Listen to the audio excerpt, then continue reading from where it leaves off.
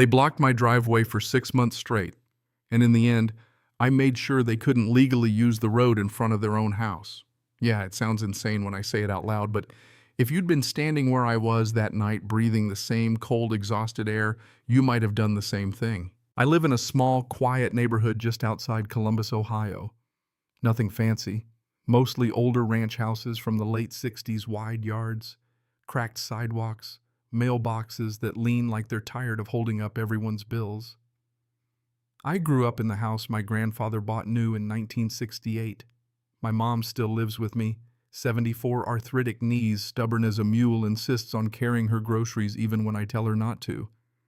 That's the kind of neighborhood it is, people who know each other's birthdays, who return a stray lawnmower or loan a ladder without thinking twice. I fix things for a living, maintenance at the regional hospital. Long shifts, late nights, overtime that comes with weird calls and busted boilers. I'm the guy who only sits down if something's actually broken or on fire. So when a new family moved into the corner house across from mine, I noticed them. The way you notice a loose brick in a wall small at first, then suddenly the whole thing feels off. Big moving trucks, contractors in and out for weeks, expensive patio furniture that looked like it belonged in a catalog, and people milling around like a miniature corporate campus had set up shop on our block. Their name was Brent, late 30s, clean beard, crisp polos, the kind of guy who walks like he's always 5 minutes away from closing a deal. His wife Elise drove something shiny and new, and their teenage son had one of those muscle cars that announces itself at 6:45 a.m. every morning. They had a 2-car garage, a wide driveway, more than enough room, and yet for reasons that made my eye twitch, Brent decided my driveway was overflow parking. The first time it happened, I gave him the benefit of the doubt. I came home after a 12-hour shift, shoulders tight, feet aching. And there it was, a silver sedan parked completely across the mouth of my driveway, not just a little over the line, but sideways like it was staging a photo. I parked on the street, climbed up the steps, knocked on his door. He answered mid-call, Bluetooth in his ear, smiling like we were already pals. "Oh, hey, man," he said. "What's up? Your car is blocking my driveway." He turned, glanced over his shoulder like this was the first he'd heard of it, and then moved the car. No argument. I thanked him, should have known that was the calm before the storm. Then it kept happening. Once a week, then twice, then almost every other day. Sometimes it was Brent's car, sometimes some client's vehicle, sometimes a rental with no familiar plates. Always the same nose kissing the curb tail angled across my driveway like it belonged to him. I left polite notes at first. "Please don't block my driveway, my mom needs access." And even texted him after we'd exchanged numbers at a neighborhood barbecue. Thumbs up emoji. "My bad, won't happen again." It always happened again. What made my hand shake the day I finally lost it wasn't the inconvenience I can handle. Inconvenience, it was seeing my mother carrying 2 grocery bags walking past Brent's manicured lawn while his clients laughed inside over catered sandwiches. I remember it so clearly, her small frame, the plastic bags cutting into her fingers, sheaving down the sidewalk like it was some minor humiliation she carried for me.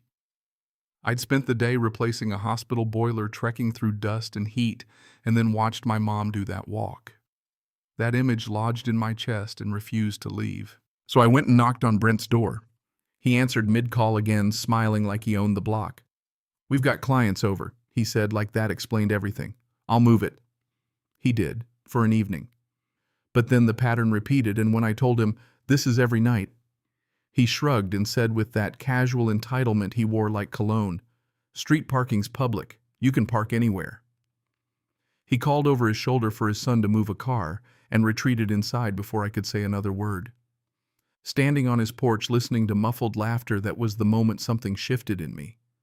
Not revenge exactly, not a movie-style boiling over, but clarity. He didn't see me as a neighbor. He saw me as background. I didn't go to bed. I went to the closet and dug out my grandfather's old file cabinet. Harold McKinney had been a land surveyor for 40 years, back when people measured by chain and compass, before GPS made everything easy. He kept everything: maps, deeds, easements, old survey notes with pencil smudges and county stamps. In the bottom drawer, I found a folder labeled in his careful hand, Ridgeview Lane, Plat, 1967. I sat on my living room floor with those papers spread out like a detective, the house quiet, except for the clock and my mom's soft snoring down the hall. And there it was, the original easement for our street, A 30-foot easement granted to the city to build and maintain the road, but with a clause that read like something out of a lawyer's fever dream. The easement would remain valid so long as the property served residential purposes consistent with zoning at the time of the agreement. Any commercial use materially altering the character of the roadway would be a breach subject to review and potential revocation by the grantor or heirs. In plain English, if someone turned their home into a business and changed how the street functioned, the easement could be suspended. I read that line 5 times, and each time it sounded less like legalese and more like an arrow pointed at our block. Brent wasn't just hosting a Zoom call from his spare bedroom. He had daily foot traffic catering signage, even a valet for one of his networking events that parked cars all the way down the street. If that wasn't altering the character of a residential road, I didn't know what was. I'm no lawyer. I fix boilers, but I also know enough to follow a paper trail. I drove to the county recorder's office with my grandfather's folder and requested certified copies. I felt ridiculous walking in with a manila folder like I was staging a court drama, but the clerk stamped the copies and handed them back with a raised eyebrow. Then I called a property attorney a coworker recommended. Dana Whitfield, straight shooter, no nonsense. I laid the documents out on her table. She read quietly, flipped pages, then looked up and said, "This is interesting. Interesting good or interesting bad?" Turns out the language my grandfather used was unusually specific, like he anticipated future zoning conflicts. Dana explained that if commercial activity materially altered the roadway, we could petition the court to review the easement. Review, a clean word, could lead to suspension or revocation.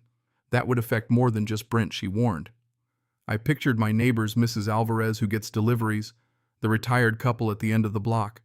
I told her I didn't want to strand anyone. "You need leverage, not destruction," Dana said. "Establish violation file notice. Often the threat alone forces compliance." So I documented. Photos of the yard sign advertising Callaway Consulting.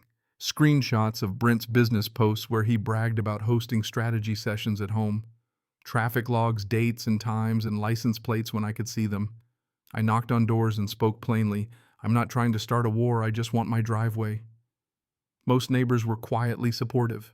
They'd noticed the change too, or felt the little indignities and told themselves it wasn't worth the trouble until someone actually did something. Dana filed a zoning complaint.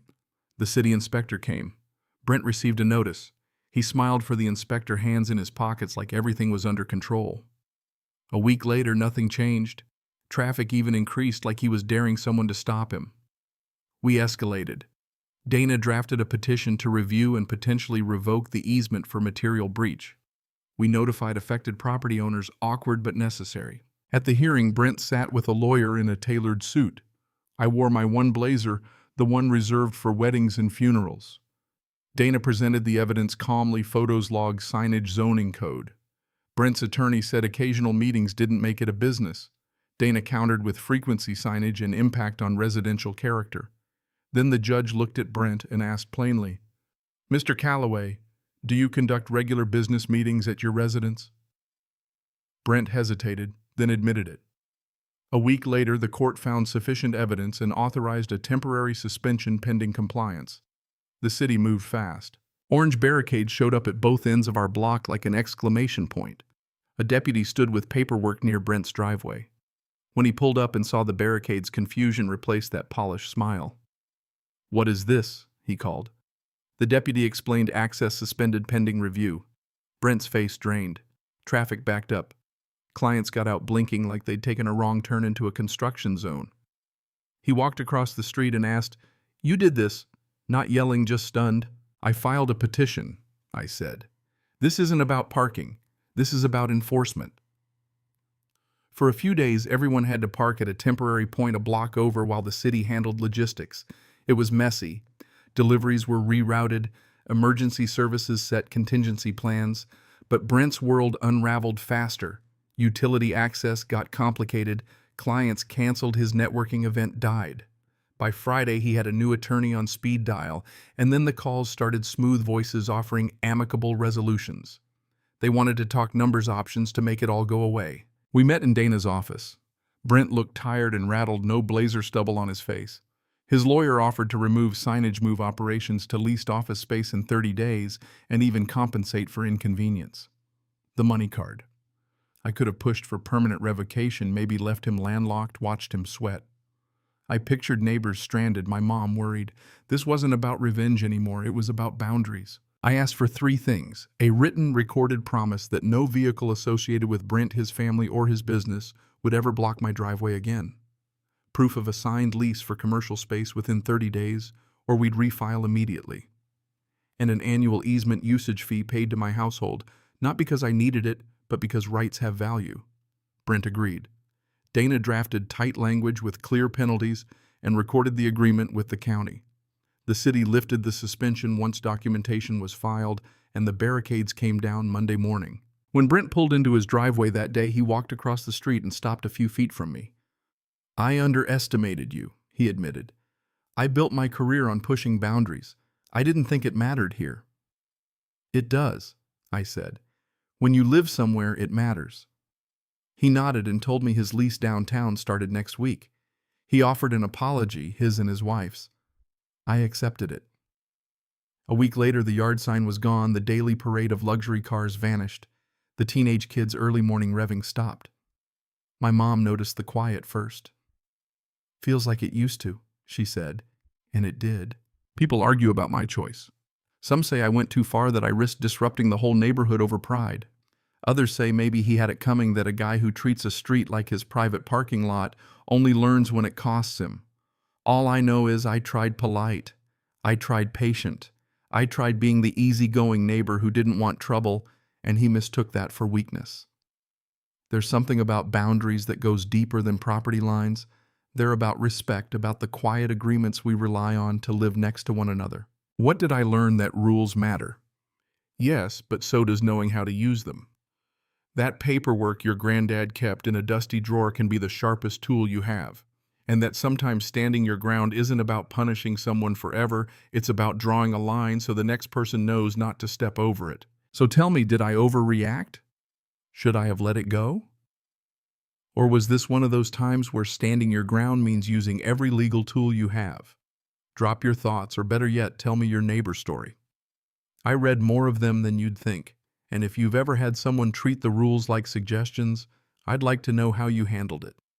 Sometimes the smallest line on a map ends up being the one that matters most.